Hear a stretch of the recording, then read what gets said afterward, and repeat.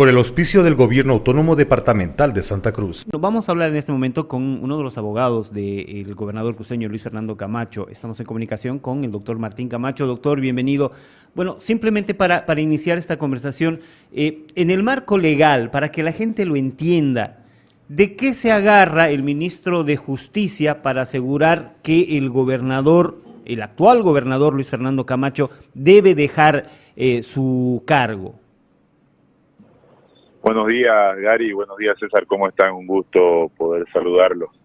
Bueno, te respondo. En realidad, venía escuchando hace un momento el programa y todos son alocuciones, ¿no?, de los ministros. El ministro de Justicia no tiene un asidero legal como para la mayoría de sus intervenciones, no tiene una norma en la que se sustente. Por eso es que nunca cita un artículo de ningún código, de ninguna ley. Por eso es que nunca cita de dónde vienen las ideas que emergen únicamente de su cabeza y del intento de terminar de querer hundir a Luis Fernando. El estatuto del autonómico, en su artículo 25, dice que la única forma en que Luis Fernando o cualquier gobernador en todo caso pueda ser reemplazado o sustituido es por muerte, por renuncia o mediante una inhabilitación por una sentencia condenatoria ejecutoriada. Y debe ser bastante claro además el ministro, porque creo que es abogado, supongo que es abogado, ya muchísimo tiempo atrás, no podría ni decirte cuántos años, no se dejó de inhabilitar a las autoridades con imputaciones y con acusaciones, porque el principio de presunción de inocencia en todo caso les asiste, no solo a las autoridades, a cualquier persona que esté siendo procesada. La única libertad de Luis Fernando restringida en este momento es la libertad de locomoción. Los derechos políticos, los derechos civiles no le están siendo restringidos, no le pueden ser restringidos, porque en ese entendido, por ejemplo, en las elecciones, los privados de libertad votan, ¿no? Esos son sus derechos civiles. Además, debe recordar el ministro Lima, si es que tiene memoria, el alcalde de Guarnes, Mario Cronenbol, cuando estuvo detenido por una investigación de narcotráfico, nunca dejó de ser alcalde. El gobernador Leopoldo Fernández, igual durante toda su detención, siguió siendo gobernador, y así hay muchos casos, muchos ejemplos que debería recordar el doctor Lima. Pero como abogado que dice ser, tiene que apegarse a la norma y decir por qué. Peor como ministro. Lo que pasa es que lamentablemente tanto el ministro de Justicia como el ministro de Gobierno parece que se les ha subido el poder a la cabeza y les ha quemado algunas ideas y neuronas, y dicen lo que ellos creen, y el poder no es absoluto. Ellos dicen un gobernador no está por encima de la ley, ellos tampoco están por encima de la ley. No es porque ellos quieran que Luis Fernando deje de ser gobernador que va a dejar de ser gobernador, porque ellos no están por encima de la ley. Entonces no hay ningún argumento, César, para que el ministro Lima fundamente. Por eso es que no puede decir, aquí dice, como también salió a mentir con el tema del juez, ¿no?, que dijo, no, esos antecedentes se borran. No, la ley 025 aplica a los secretarios y a los jueces, no a los funcionarios auxiliares. Los secretarios no son funcionarios auxiliares, los secretarios son funcionarios jurisdiccionales, y él lo debería saber. Él ha sido juez, él ha sido magistrado, creo que ha sido hasta vocal, entonces él debería saberlo. El problema es que lo sabe, pero ahora como es ministro, pretende que su voz esté por encima de la ley. Doctor, en medio de todo esto, también se comienza a generar nuevos casos en contra de Luis Fernando Camacho. Por ejemplo, el tema de Sencata, al que se lo quiere también involucrar, cuando en realidad eso pasó luego de los 21 días y en realidad debería ser simplemente una decisión del gobierno que firmó el decreto. El ministro dijo que por haber encabezado y haber hecho una alianza con quienes gobernaron en ese momento, Luis Fernando Camacho también debe ser enjuiciado por Sencata y Sacaba. ¿Qué opina de esto? Bueno, y voy a sostener mi idea y mi elocución anterior. Al final, pareciera que Luis Fernando, por haber sido presidente del Comité Pro Santa Cruz y haber liderado una lucha cívica justa en un momento terrible del país donde se descubrió un fraude, se le puede acusar de ahora en adelante de todo lo que pudiese venir, ¿no?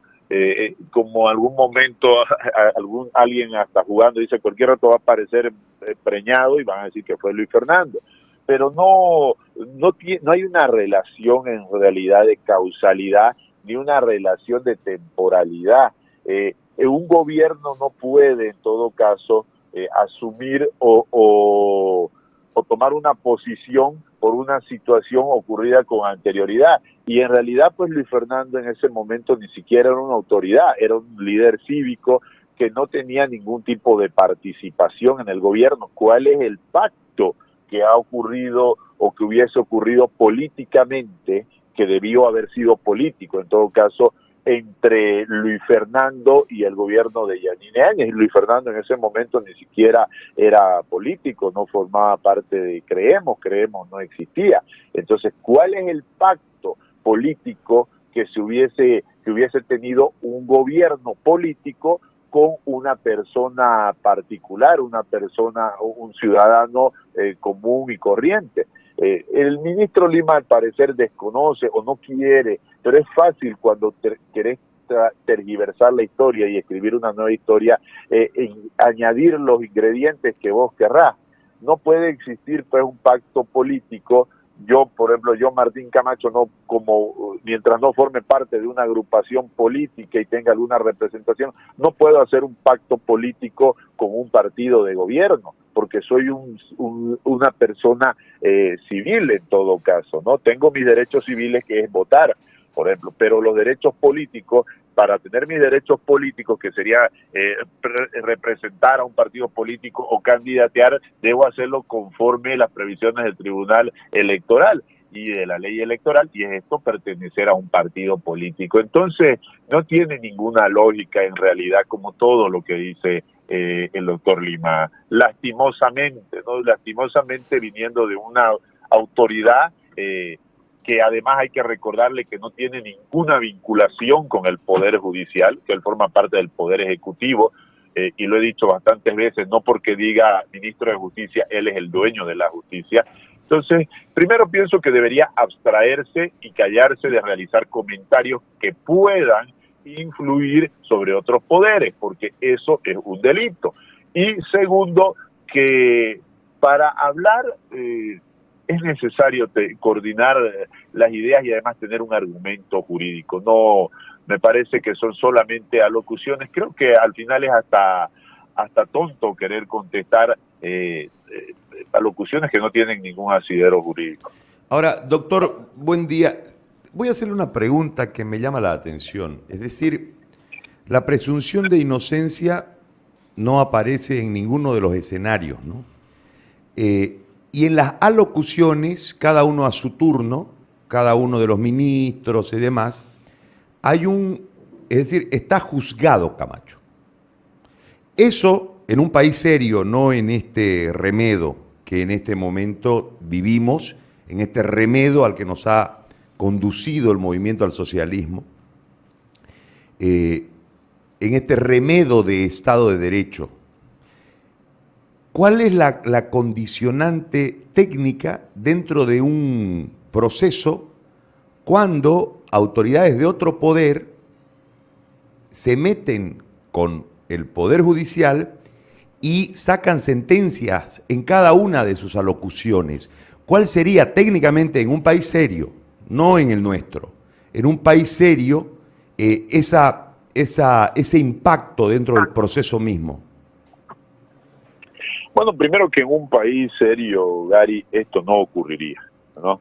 En un país serio, los ministros, el recién aparecido ministro Lima, después de muchos conflictos que ha tenido y aparece para colgarse de la desgracia ajena, aparece para, después de haber estado con la cabeza agachada de tantos problemas que ha tenido por su influencia en procesos personales que seguía como abogado, reaparece y quiere colgarse de la desgracia ajena. Como te decía, esto no ocurriría primero en un país serio, pero en un país, si llegara a ocurrir, yo creo que lo primero que sucedería es la destitución de estos ministros por pretender intervenir y interferir en un poder totalmente distinto al que ellos pertenecen. Y recuerdo bien, y hasta ahora me parece que fue en otra vida, cuando el ministro Lima asumió y dijo que nunca iba a interferir en los procesos, incluso hizo una referencia que nos llevaba a creer que hablaba de Héctor Arce, el anterior ministro de Justicia del MAS, dijo, no como otros ministros que salían y daban conferencias de prensa. Lo que ellos creen es que cuando dan conferencias de prensa están informando a la población. Eso es lo que quieren hacer creer, pero lo que en realidad hacen es mandar un mensaje, porque ya no se arriesgan como los anteriores ministros del MAS, que directamente llamaban al juez o llamaban al fiscal y le decían, hace esto porque si no te va a ir mal a vos. Entonces mandan un mensaje, eso es lo que hacen, pero no es información, porque el ministro de Justicia no tiene por qué informar de lo que sucede dentro del Poder Judicial, porque no forma parte del Poder Judicial, mucho menos el ministro de Gobierno, ¿no? No tienen por qué informar, porque no forman parte. En todo caso, corresponderá pues al vocero del Poder Judicial o al vocero del Ministerio Público que haga las informaciones concernientes al caso para la población. Pero estas entrevistas, estas conferencias de prensa son mensajes, no tienen ellos la posibilidad y no deberían hacerlo. Y en un país serio, lo primero que hubiera ocurrido es que o que reciban una interpelación o que sean destituidos o incluso que sean procesados por uso indebido de influencia, por tráfico de influencia, por usurpación de funciones, incluso.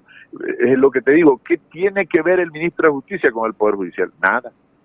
En todo caso será el presidente del Tribunal Supremo de Justicia, el magistrado del Tribunal Supremo de Justicia, el que tenga que decir algo al respecto, pero no el ministro Lima. Ahora, ¿pudiese el Poder Judicial tomar una postura pública y pedir que se deje de contaminar a la opinión pública con tanto juzgamiento fuera del escenario de los que juzgan?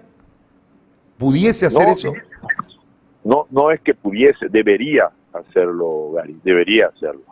No hablemos de una posibilidad, es algo que debería hacerlo por propia dignidad, incluso velando por la independencia de los jueces, Gary, y tomemos como ejemplo países como Argentina, como Perú, en donde un juez puede tranquilamente dictar una sentencia incluso contra un presidente, ¿no? O contra un ministro, sin sentir ningún temor de lo que le pueda suceder.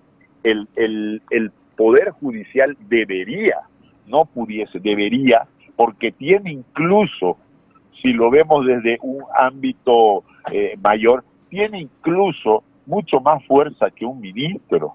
Y en realidad una de las grandes fuerzas políticas y una de las grandes fuerzas ejecutoras siempre ha sido el Poder Judicial. Y si repasamos los años anteriores, fíjate, ha cambiado de gobierno, pero nunca cambió el fiscal general, nunca cambiaron los magistrados, ha cambiado de gobierno años de años y siempre han sido los mismos, que se van rotando del Tribunal Supremo al Tribunal Constitucional, del Tribunal Constitucional a un tribunal departamental, ¿no? El señor Lanchipa, por ejemplo, que ha sido vocal del Tribunal Departamental de La Paz, después fue presidente del Tribunal Departamental de La Paz, después fue fiscal general. Entonces, son los mismos los que manejan el poder, y es el Poder Judicial, pero sin embargo parecen tener un temor reverencial ante un ministro que acaba de aparecer. Pero no es solamente el tema de poder, sino que deberían hacerlo por la dignidad misma del Poder Judicial, por la dignidad de sus jueces, porque ellos deben obrar apegados únicamente a la ley y no a lo que diga un ministro en una conferencia de prensa en la que más que informar está enviando un mensaje de lo que se debe hacer y de lo que planea hacer.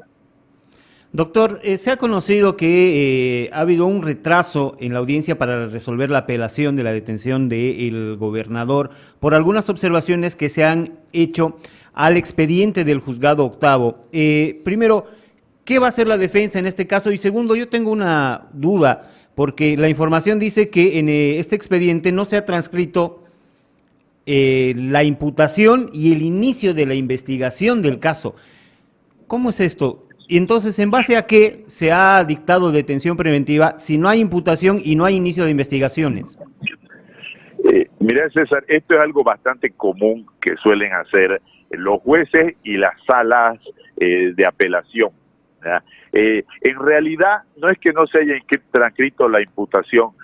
Cuando se remite un expediente en apelación, no solamente se remite el acta de la audiencia a la cual se está apelando o donde se dictó la resolución a la cual se está apelando, se remiten también los antecedentes, porque es importante que la sala, que en todo caso en apelación va a revisar la decisión, tenga todos los antecedentes, conozca la imputación, conozca el inicio de investigación, conozca incluso el acta de la aprehensión, porque nosotros incidentamos dentro de la audiencia una ilegal aprehensión de Luis Fernando, no solamente por que no le fue exhibido el mandamiento, sino por el exceso de violencia y el riesgo a la vida que sufrió Luis Fernando en ese momento. Entonces, todos esos antecedentes es muy importante que se conozcan, César.